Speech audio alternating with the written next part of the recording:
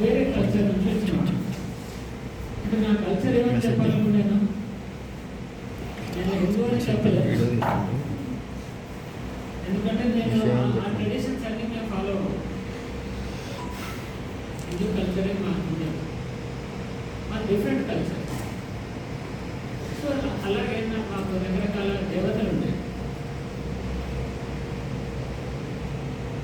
వాటిని కొనసాగిస్తూ అలాగే ఉండేది.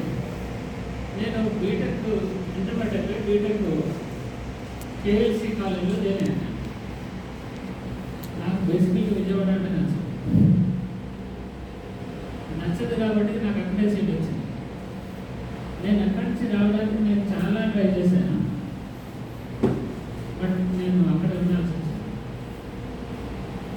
కానీ అది నాకు మేలుకరమే. విజయవాడలో మంచి మనుషులు కూడా ఉంటారని వాళ్ళు నాకు దేవుడిని పరిచయం చేసిన తర్వాత తెలిసింది. నేను అక్కడ దేవుడిని తెలుసుకోవడం జరిగింది. అక్కడ రకరకాల డిస్కషన్ జరిగేది. మాకు ఇంజనీరింగ్ కాలేజ్ స్టూడెంట్స్ మధ్యలో మాకు సార్ ఉండేవారు, ప్రొఫెసర్ శ్రీనివాస్ రెడ్డి గారు. ఆయన కాలేజ్ చెప్తూ సాయంత్రం మాకు బైబిల్ స్టడీస్ కండక్ట్ చేస్తారు ఎవ్రీ గురువారం. దాంట్లో ఓపెన్ ఫోరం, మీరు ఎవరైనా ఏ క్వశ్చన్ అయినా అడగవచ్చు. అట్లా క్వశ్చన్స్ అడిగేవాళ్ళం, ఆన్సర్స్ బ్యానర్ బైబిల్ నుంచి ఆన్సర్స్ చెప్పేవాళ్ళం. ఆ విధంగా నేను ప్రభువులోకి వచ్చాను. అలా నా జీవితంలోకి యేసు ప్రభుతో పాటు సంతోషం కూడా వచ్చింది.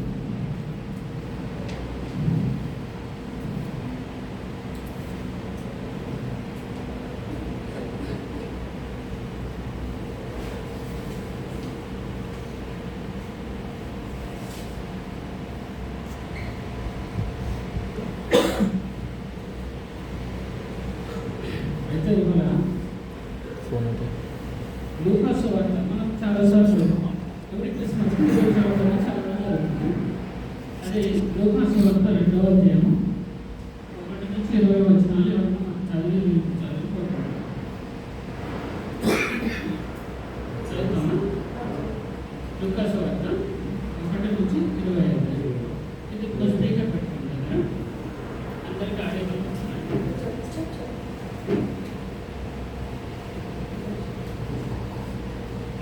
ఆ రోజుల్లో లోకమంతటా జనాభా లెక్కలు రాయాలని సీజర్ అగస్టస్ ఆజ్ఞ జారీ చేశాడు. సిరియా దేశానికి కురేనియన్ అధిపతి అయి ఉన్న కాలంలో జనాభా లెక్కలు రాయడం ఇదే మొదటిసారి.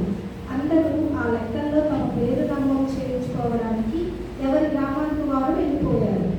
యోసేపు దావీదు వంశానికి గోత్రానికి చెందినవాడు కనుక గలిలీలోని నజరేతు గ్రామం నుంచి యూదయలో బెత్లెహేం అనే దావీదు గ్రామానికి మరియతో పాటు పేరు రాయించుకోవడానికి అతడు వెళ్ళాడు. మరియు అతనికి ప్రదానం చేయబడ్డ భార్య, ఆమె గర్భవతి. వారు అక్కడ ఉన్నప్పుడు ఆమెకు నెలలు నిండి కనే సమయం వచ్చింది.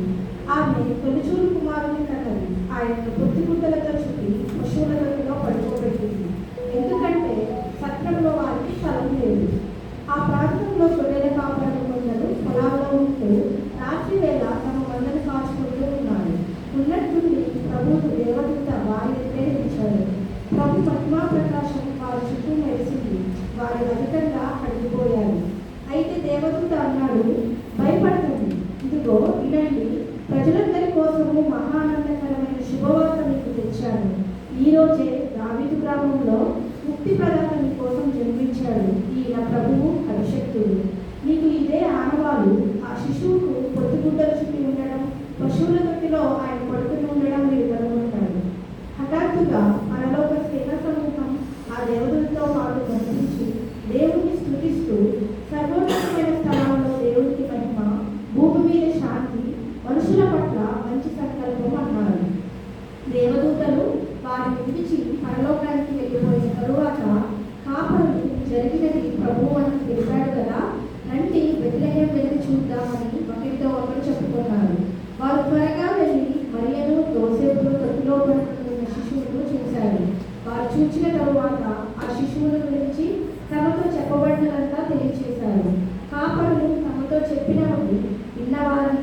ఎంతో ఆశ్చర్యపడ్డారు. అయితే మరియా తన హృదయంలో ఈ మాటలన్నీ భద్రం చేసుకొని తలపోసుకుంటూ ఉంది. గొర్రెల కాపరులు చూచింది విన్నదంతా తమతో చెప్పబడినట్టే ఉంది కనుక ఆ సంగతులన్నింటినీ బట్టి దేవుని స్తుతిస్తూ మహిమపరుస్తూ తిరిగి వెళ్ళిపోయారు. శిశువును సున్నతి చేయడానికి 8 రోజులు పూర్తి అయినప్పుడు ఆయనకు యేసు అని నామకరణం చేశారు. గర్భంలో ఆయన పడకముందే దేవదూత పుట్టిన పేరు ఇదే.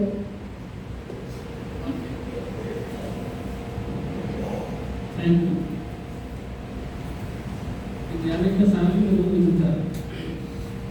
ఎక్కడ యేసు ప్రభు ఎలా పుట్టాడు, ఎక్కడ పుట్టాడు, పుట్టినప్పుడు ఆయన దగ్గరికి ఎవరెవరు వచ్చారనే విషయాన్ని అనేక సార్లు వినుంటారు. అదే క్రిస్మస్ని మన వాళ్ళకి కొన్ని విషయాలు షేర్ చేసుకుంటాం. యేసు ప్రభు ఎందుకు అంత గొప్పవాడైందంటే, లేకుండా చిన్న గ్రామంలో పుట్టి కూడా అంత గొప్పవాడు అంటే, ఇప్పుడు రాజుగారికి పిల్లలు పుట్టారనుకోండి, అనౌన్స్మెంట్ ఎవరు చేస్తారు? అక్కడ వాళ్ళు వెళ్తారు, చిన్నగా మామూలుగా ఏదైనా సౌండ్ చేసి ఆ ఊరిలో ఉంటూ వాళ్ళు అట్లా చెప్తారు కదా. మరి యేసు ప్రభుకి ఆయన పుట్టినప్పుడు ఎవరు అనౌన్స్మెంట్ ఇచ్చారు? దేవదూతలు.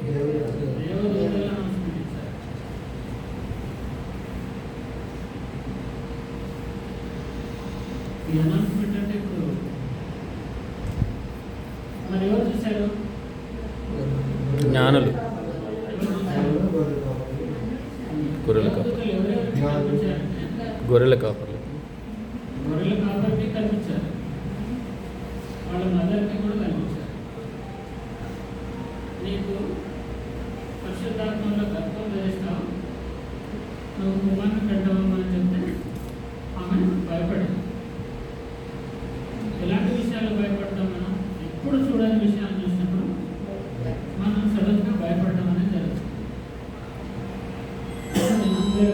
అంటే అలాంటి విషయాలు జరిగింది. కన్యక గర్భం ధరించడం అనేది అది సాధ్యం కాని విషయం. మరి అలా సాధ్యం కాని విషయం చెప్పింది ఎవరు? దేవుడు. నార్మల్ పర్సన్ కాదు. అట్లా యేసు ప్రభు జీవితంలో ఎందుకు ఆయన గొప్పవాడంటే ఆయన ఇంట్రడక్షన్ కూడా చాలా గంభీరంగా ఉంది. చాలా గంభీరంగా అంటే మనం ఇప్పుడు పశువుల పాపలు పుట్టడానికి మనకి తక్కువ ఉంటుంది, కానీ ఆయన ఇంట్రడక్షన్ దేవదూత. ఆయన పుట్టుక గురించి 2000 సంవత్సరాల క్రితమే యెషయా అనే ఒక ప్రవక్త చెప్పడం జరిగింది. ఎందుకో మన కొరకు రక్షకుడు పుడతాడు. ఆ విషయాన్ని కూడా 2000 సంవత్సరాల క్రితమే యేసు ప్రభు గురించి చెప్పబడాలి. ఆయన భూమి మీదకి వస్తాడని, మనుషుల కోసం చనిపోయి ప్రాణం అర్పిస్తారని, ఆయన రక్తం ద్వారా పాప క్షమాపణ జరుగుతుందని, రోగాలు కూడా స్వస్థపడుతాయని అప్పుడే చెప్పబడింది. యెషయా గ్రంథం 53వ అధ్యాయంలో ఆయన మీద రాజ్యభారం ఉంటుందని అనేక విషయాల్ని అప్పుడే చెప్పబడింది. నేను ఒకసారి దాన్ని చదువుతాను.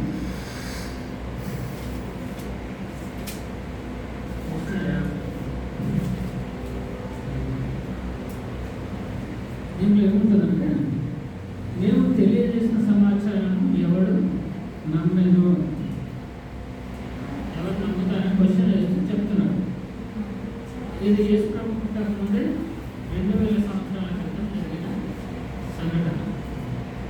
అందులో ఏముందంటే, యెహోవా బహు ఎవరికి బయలుపరచబడను, లేత మొక్క వలన ఎండిన భూమిలో మొలిచిన మొక్క వలన అతడు ఆయన మీద పెరిగాను. అతనికి స్వరూపం అవసరం లేదు. మన అతన్ని చూసి అపరిచించినట్లు అతని ఎందుకు స్వరూపం లేదు. అతడు ధృవీకరింపబడిన వాడు, ఆయన మనుషుల వలన విసర్జింపబడిన వాడును, వ్యసనాకాంతుడుగాను వ్యాధి అనుభవించు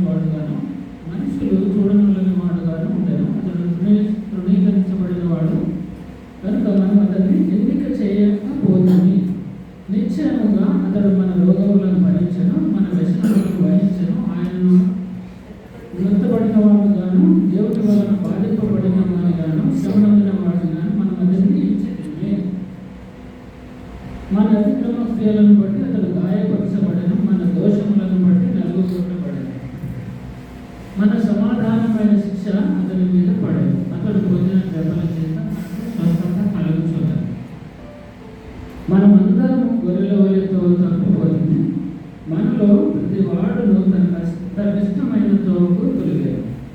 యెహోవా మనందరి దోషములను అతని మీద మోపాడు. అతడు దౌర్జన్యము నొందెను, బాధింపబడినను అతడు నోరు తెరవలేదు. వదకు తేబడు గొర్రె పిల్లలను వచ్చి పత్రించు వాని గొర్రెలు మౌనముగా ఉండినట్టు అతడు నోరు తెరవలేదు. అన్యాయపు తీర్పు నొందిన వాడే అతడు కొనిపోబడదు. అతడు నా జనుల అతిక్రమమును వాడే వర్తపడింది కదా. ఇలా అనేక విషయాలు ముందే రాయబడింది. అంటే యేసు ప్రభు సిలువను గురించి రాయబడింది. అంటే యేసు ప్రభు ఎలా పుడతాడని రాయబడి దేవదూతలు చెప్పారు, ప్రవక్తలు చెప్పారు. ఆయన ఎలా చనిపోతాడు, దానివల్ల మనకు కలిగే లాభం కూడా చెప్పబడింది. అంటే యేసు ప్రభు మనకు లాభం చేయడానికి పుట్టిన వ్యక్తిగా ఉన్నాడు, లాభం చేయడానికి. అయితే యేసు ప్రభు ఇంకో మాట కూడా ఇప్పుడు ఇవన్నీ ఆయన గొప్పతనం గురించి, ఆయన ఎంట్రీ, అవన్నీ ఆయన గొప్పతనం గురించి ప్రవక్తల చేత చెప్పబడ్డాడు, దేవదూతలతో కూడా చెప్పబడ్డాడు. అయితే యేసు ప్రభు ఏం చెప్పాడంటే ఇది ఇరుకు మార్గం అని చెప్పాడు. ఇంత బాగుంది కానీ దాన్ని ఫాలో అవ్వడం అనేది ఇరుకు మార్గం. విశాల మార్గం ఉంది, దాంట్లో చాలామంది అనేకులు పోతారు, కానీ అది మరణంకు దారి తీస్తుంది అని చెప్పాడు. రెండు మార్గాలు ఉన్నాయి, ఇరుకు ఉంది, విశాలతో. అయితే దాన్ని ఫాలో అవ్వడం అనేది ఇరుకు మార్గం అని కూడా చెప్పాడు. అందుకే చాలామంది యేసు ప్రభు మార్గంలోకి రావడానికి కష్టంగా ఉంటుంది. ఇష్టమైతే అందరూ వచ్చేస్తారు కదా. అది ఈజీ అయిన మార్గం అయితే ఎందుకు వెళ్ళరు? అది కష్టమైన మార్గం అని నేను చెప్తాను, యేసు ప్రభు చెప్తాను. ఇది ఇరుకైన మార్గం, కానీ కంపల్సరీ ఇది జీవానికి దారి తీస్తుంది. మరణం తర్వాత జీవితం ఉందని చాలామంది నమ్ముతారు. ఎందుకని నమ్ముతారంటే ఇప్పుడు మనిషి చనిపోయినప్పుడు బాడీ ఉంటుంది కదా, బాడీ మన ఏదో మిగులుతుంది, కానీ దాంట్లో ఉంటే మనిషి కనిపించాలి. దాంట్లో నిన్నటి వరకు మనతో మాట్లాడిన వ్యక్తి ఒకటి ఉంటాడు కదా, మనతో రిలేషన్ కలిగిన వాడు ఉంటాడు కదా, మనకు అన్నో తమ్ముడో బాబాయో ఏదో అన్న పిలిచిన వ్యక్తి ఉంటాడు కదా. మరి ఆ వ్యక్తి ఎక్కడికి వెళ్ళాడు? ఆ వ్యక్తి ఎక్కడికి వెళ్ళాడు?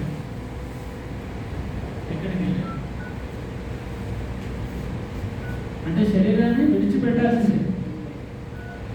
ఈ శరీరం విడిచిపెట్టి ఎక్కడికి వెళ్తారు? ఎక్కడికి పోతారు? మనకేంటి అనవసరం అంటారా?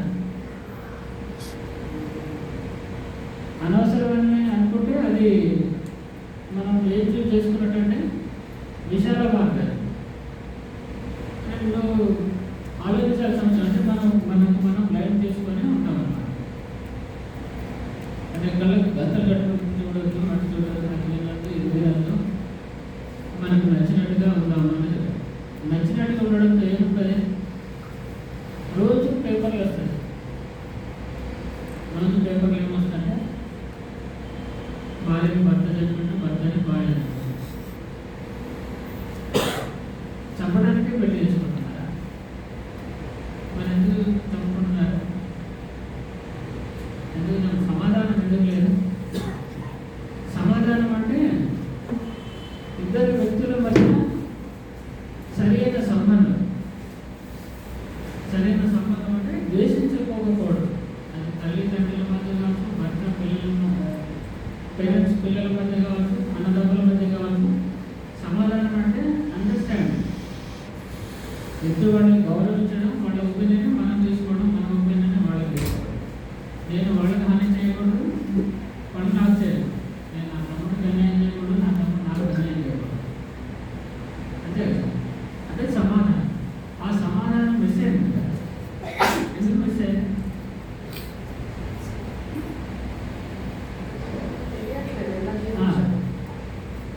అంటే ఆ సమాధానం ఇవ్వడానికి యేసు ప్రభు వచ్చాడు.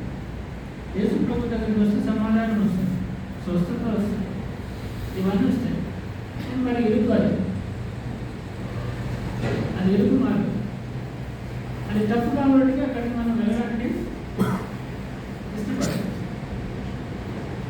బేసికల్గా మనం అడుగు వేయడానికి ఇష్టపడకపోతే మనకు ఎలా తెలుస్తుంది? మీకు ఎలా తెలుస్తుంది?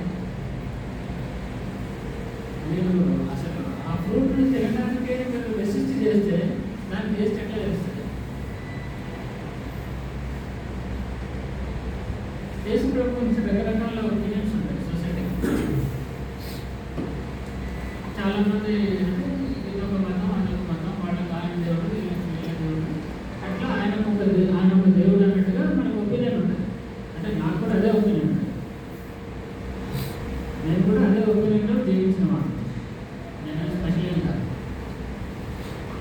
కానీ ఆయన గురించి మీరు ధ్యానం చేసినప్పుడు డెఫినెట్గా ఉంటుంది. మరి నేనెందుకు ధ్యానం చేయాలంత అవసరం ఉంటుంది అంటే మనం విశాల మార్గాన్ని కోరుకున్నాం. ఇది ప్రపంచం మొత్తం ఎగ్జామిన్ చేసి ఫైండింగ్ చేసింది. చాలా మంది యేసు ప్రభు మీద రీసెర్చ్ చేశారు, చేసి ఆయన దేవుడని అంగీకరించారు. ఇది ప్రూవ్ చేయబడింది, ఇది హిస్టారికల్గా ప్రూవ్ చేయబడింది, నార్మల్ పీపుల్ జీవితాల ద్వారా కూడా ప్రూవ్ చేయబడింది. సైంటిఫిక్ మీకు చెప్పాలంటే చాలా ఎవిడెన్స్. చావు బతుకలో పడకల నుంచి లేచిన వాళ్ళు ఉన్నారు. జీవితం మొత్తం నాశనం చేసుకొని డ్రగ్స్కో దేనికో అడిక్ట్ అయిపోయి ఏదో అయిపోయి లాస్ట్కి యేసు ప్రభువుని పట్టుకొని బయటపడ్డారు అనేక మంది సాక్ష్యాలు. మీరు సోషల్గా చూసినా ఏ విధంగా చూసినా మంచి మనం చెప్పినట్టు ప్రూఫ్ కలిగిన వ్యక్తి ఎందుకు చెప్తున్నా అంటే దేవుడు కూడా వ్యక్తి భూమి మీద జీవించాడు, జీవించి చూపించాడు. పాపం లేకుండా ఎలా జీవించాలో మనం చాలాసార్లు పాటల రూపంలో పాడుతుంటాం. ఎక్కడ ఉన్నావు మా తలంలో వస్తున్నావు, మాకు ఇక్కడ సమస్యలు నీకేం తెలుసు అని ఒక గాయకుడు మంచి పాట రాశారు. ఎక్కడ ఉన్నావు, ఇక్కడ మాతో బొమ్మలు చేసి ఆడుకుంటున్నావు అని రాస్తారు. కానీ యేసు ప్రభు ఇట్లా ఆడుకోవడానికి కాదు, ఆయనే స్వయంగా భూమి మీదకి వచ్చారు. అది కూడా ఒక పేద కుటుంబంలో పుట్టి, డబ్బులు ఏం లేకుండా పేద కుటుంబంలో పుట్టి మంచి సాక్ష్యాన్ని కలిగి జీవించారు. అనేకమైన అద్భుతాలు చేశారు. ఆయన పేద కుటుంబంలో పుట్టడం వల్ల పేదవాళ్ళకు ఉన్న సమస్యలు ఏమి తెలుస్తాయి కదా, తెలుస్తాయి కదా. ఆయన పేదవాళ్ళతోనే పడుతున్నాడు, పేదవాళ్ళతో ఉన్నాడు, పడుతున్నాడు. ఆయన ధర్మతులు కూడా స్నేహితులు ఉన్నారు. ఎందుకు స్నేహితులు ఉన్నారంటే ఆయన యేసు ప్రభు ఈ ఊరు నుంచి ఇంకో ఊరు పోతున్నారంటే ముందే మెసేజ్ అయిపోతుంది. ఇక కష్టాలు ఉన్న వాళ్ళందరూ అక్కడ భూమి చేస్తారు. ఆయన వాక్యం చెప్పినప్పుడు చాలామంది ఆయన ప్రతి ఒక్క విషయాన్ని చాలా సున్నితంగా అందరికీ అందబెట్టాడు. అనేక విషయాలు ఆయన బోధించాడు. ఆయన బోధనల ద్వారా అనేక మంది మారు మనసు పొంది వాళ్ళు ఇంట్లో కూడా చేర్చుకున్నారు. దాంట్లో ట్యాక్స్ కలెక్టర్స్ ఉన్నారు, డబ్బులు ఉన్న వాళ్ళు ఉన్నారు. అయితే ఆల్వేస్ మనిషి ఎక్కడ ఉంటుందో పక్కన ఎక్కడ పోతే కూడా ఉంటా ఉంటుంది. అప్పుడు ఆయనకు కాన్వెంట్ చేసిన వాళ్ళు కూడా ఉన్నారు. ఈయన పాపాత్ములతో రోజు చేస్తాడు, మనిషి ఫోన్ చేస్తాడు అని కూడా అన్నారు. కానీ ఆయనలో పాపం ఉందని ఎవరు ఎస్టాబ్లిష్ చేయలేకపోయారు. నాలో పాపం ఉందని మీరు ఎవరైనా స్థాపించగలరా అని పబ్లిక్ ఛాలెంజ్ చేసిన యేసు ప్రభు ఛాలెంజ్ చేశారు. మీరు నేను పాపలతో భోజనం చెప్తున్నాను, నాలో పాపం ఉందని మీరు ఎస్టాబ్లిష్ చేయగలరు. పాపంలో పట్టబడిన స్త్రీని తను కాపాడాడు. మంచి కౌన్సిలర్. కౌన్సిలర్ అంటే మంచి గైడ్, మంచి మార్గం చూపించబడాలి. చక్కగా వాళ్ళని మాట్లాడు. ఆయన ఎవరిని కౌన్సిలింగ్ చేశాడంటే ఒక అమ్మాయి వ్యభిచారంలో పట్టబడుతుంది. ఆయన కౌన్సిలింగ్ ఏం చేస్తాడంటే ఆమెను కాపాడిన తర్వాత నేను ఎవరు కొట్టలేదన్నా అని చెప్పి నేను కూడా కొట్టను. ఇక ఎప్పుడైనా పాపం చేయమా, చేసిన మిస్టేక్ రిపీట్ చేయండి అంటే ఆమె కొట్టే అధికారం ఉంది, ఎందుకంటే ఆయన పాపం లేదు పడతాం అప్పుడు అట్లా చేస్తాడు. ఇంకో చోట ఒక ఆమె కూడా వ్యభిచారం చేస్తాడు, ఒక వాడు బాధగా చూస్తాడు, ఆమెను కూడా కౌన్సిలింగ్ చేస్తాడు. ఆమెకు ఉన్న దారి రాగమ్మా, ఇది రైట్ కాదు అని చెప్పడానికి కాదు చెప్పాడు. నీ భర్తను తీసుకురామంటే నాకు భర్త లేడు అని చెప్తే, నీకు భర్త ఉన్నాడు పిల్లలకు నాయన నీకు భర్త కాదు చక్కగా చెప్పి ఆమెకు చక్కటి దేవుడు రాజు అని చెప్పి అప్పుడు ఆమె చెప్తాడు, నా గురించి మొత్తం చెప్పిన మెసేజ్ అనుకున్నాను అని ఆ ఊళ్ళో వాళ్ళందరూ తీసుకొచ్చి ఆమె దేవుడిని నమ్మడం జరుగుతుంది. అలా కుష్ఠు రోగులను బాగు చేస్తాడు, కుట్టి వారిని నడిపిస్తాడు, సడన్గా కాడు వస్తాయి.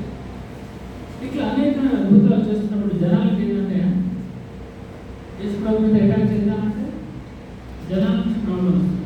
అందుకని అక్కడ జరుగుతున్న అద్భుతాలు వాళ్ళు చూస్తున్నారు, వాళ్ళు ఆయన బోధిస్తున్న బోధనలు చూస్తున్నారు. అన్నిటికీ సాక్ష్యాలు మనుషులు కనిపిస్తున్నారు. నిన్నటి వరకు గుడ్డివాడు వాళ్ళ చూస్తున్నాడు, నిన్నటి వరకు గుడ్డివాడు వాళ్ళ కళ్ళ ముందే నడుస్తున్నాడు. వాడిని బదిలిస్తున్నాడు, నువ్వు ఎట్లా నడుస్తున్నావా ఇది అని చెప్తే వాళ్ళ పేరెంట్స్ అడుగుతారు, నాకేం తెలుసు వాడిని అడుగు, వాడు వయసున్నాడు, నిన్న వరకు తోడి వాళ్ళు నడుస్తున్నాడు, వాడు ఎందుకు నడుస్తున్నాడు, వాడిని వాడు అన్నారు. అట్లా అనేకమైన అద్భుతాలు మంచి బోధ చేసి పరలోక రాజ్యానికి మనకు మార్గం సిద్ధం చేసి ఆయన చెప్పాడు. అసలు నేను ఎందుకు వచ్చానంటే యోహాను సువార్త 15వ అధ్యాయం నేనున్న చోటున మీరు ఉండులాగా మిమ్మల్ని తీసుకెళ్ళడానికి నేను వచ్చానని చెప్పాడు. అయితే మనకు చనిపోయిన వ్యక్తి ఎక్కడికి వెళ్ళాడని అన్నాం కదా, అట్లా చనిపోయిన తర్వాత మనం ప్రభువుతో ఉండాలి అని అనుకుంటే ఖచ్చితంగా యేసు ప్రభువును మన సొంత రక్షకునిగా అంగీకరించాలి. అందులో వేరే వేరే ఛాన్స్ ఏమి ఉండదు. నేను నాకు మళ్ళీ కొంచెం ఆలోచించడానికి వెళ్ళినట్టు యేసు ప్రభు ఏం చెప్పాడు నాకు చెప్తాను, బైబిల్ ఏం చెప్తుంది, నేను ఏం నమ్ముతున్నాను, ప్రపంచం ఏం నమ్ముతుంది అనేది చెప్తున్నాను. అయితే మనం ఏం చూస్ చేసుకుంటాం, అసలు పరలోకం ఒకటి ఉందని ఆలోచించాలనుకుంటున్నాను, లేదు ఇదే జీవితం అని అనుకుంటున్నాను. ఇదే జీవితం అనుకుంటే అది విశాల మార్గం, దానికి రెస్ట్రిక్షన్స్ ఏం లేవు, దానికి రూల్స్ ఏం లేవు, మనం ఎలాగైనా జీవించవచ్చు. అయితే బేసికల్గా సంతోషం ఎక్కడ ఉండాలి, సంతోషము సమాధానం అనేది డబ్బుతో ఉంటున్నది కాదు. ఈ భూమి మీద ఉండే సంతోషాలు ఉంటాయి కదా, అల్పకాల సంతోషాలు ఉంటాయి. అంటే ఒక్కొక్క మనిషికి ఒక్కొక్క పర్సెంట్ ఉంటారు. అంటే భూమి మీద కొన్ని డిజైన్స్ ఉంటాయి. డిజైన్స్ అంటే కోరికలు అన్నమాట. అవి ఎలా అంటే బాగా అందంగా ఉండాలి, లేకపోతే అందమైన వాళ్ళతో రిలేషన్ ఉండాలి, బాగా డబ్బు ఉండాలి లేదా బాగా డబ్బు ఉన్న వాళ్ళతో రిలేషన్ ఉండాలి, అంతే. ఇవన్నీ ఇక్కడ వరకే మనకు అదంతా ఎక్కడ చూస్తూ ఉంటుందంటే భూమి మీద అంటే కింద చూసేవాడు, పరలోకాన్ని చూడకుండా కింద భూమిని చూసేవాడిని అంతా ఇలా ఎలా ఉంటుందంటే ఆల్ అబౌట్ వరల్డ్ని మనీ, అందము, ఆస్తులు, అందచందాలు, భూమి మీద కనిపించే కళలన్నీ మనకు కనిపిస్తాం. కానీ ఇవన్నీ ఉండేవి కాదు, ఇది పర్మనెంట్ కాదు.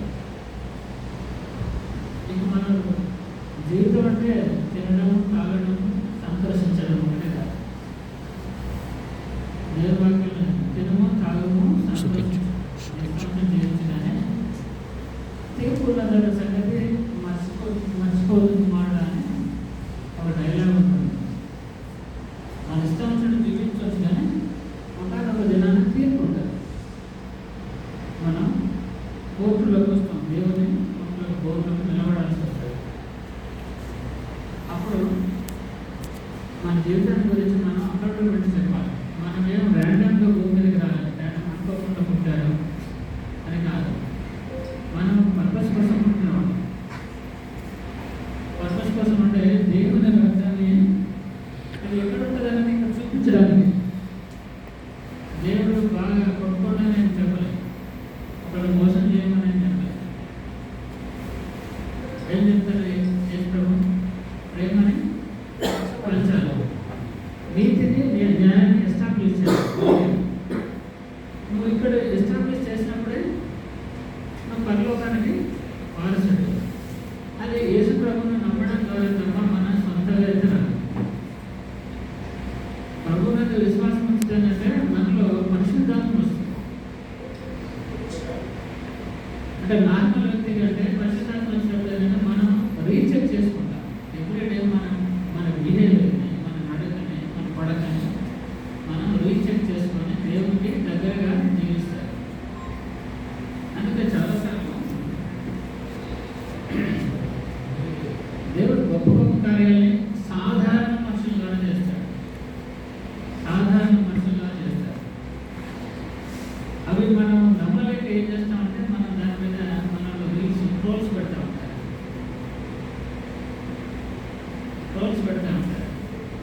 వాడు ఇట్లాంటి పడిపోతాడు, ఎంత కామెంట్ చేస్తున్నారు. రీసెంట్గా ఒక మాస్టర్ గారు వచ్చారు, పాఠం చెప్పారు.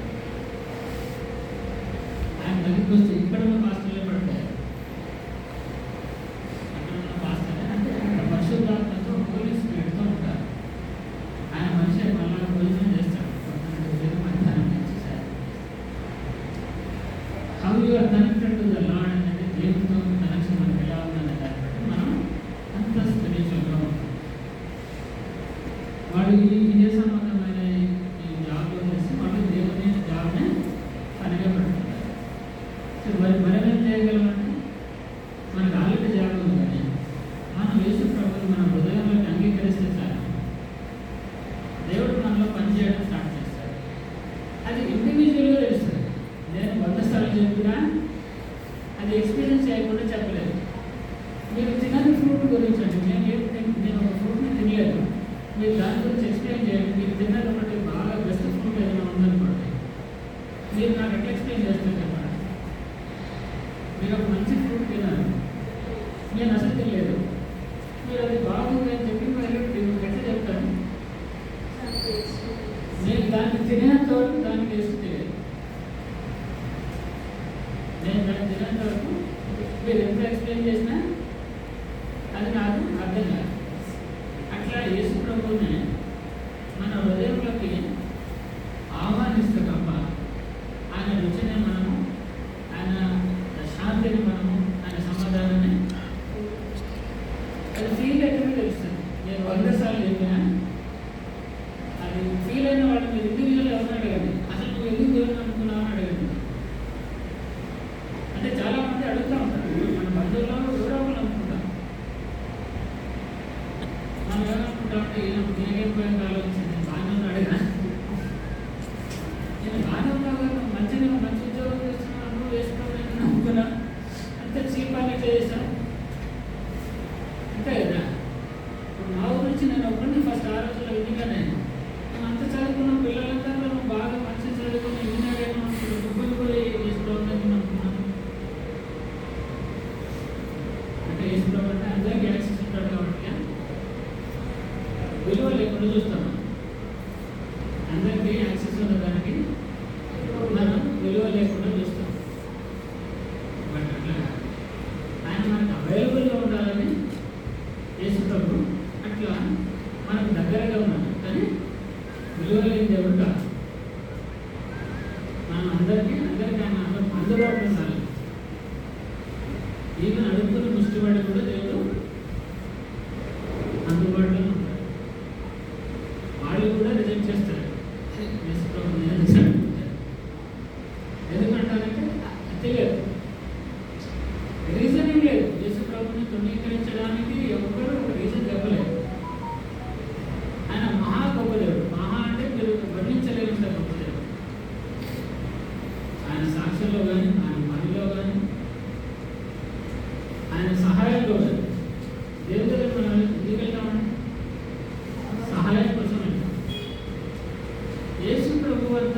చేసే దేవుడు ఇక నేను లేడని అంటాను.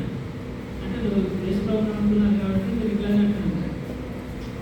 మీరు అన్నీ ట్రై చేయండి. ఒక మనిషికి చనిపోతానికి హోప్ లేదనకండి, మీరు లాస్ట్ యేసుప్రభుని ట్రై చేయండి, మీరు తేడా చూస్తారు. అట్లా అనేక మంది ఆ వేలును పొందారు. కాబట్టి అంత గొప్ప దేవుని ఇవాళ మనం ఆయన గురించి 4 మాటలు వినడానికి, ఆయన కుటుంబం గురించి మాట్లాడడానికి, ఆయన దైవత్వం గురించి మాట్లాడడానికి ఈ సమయం ఇచ్చిన మీ అందరికీ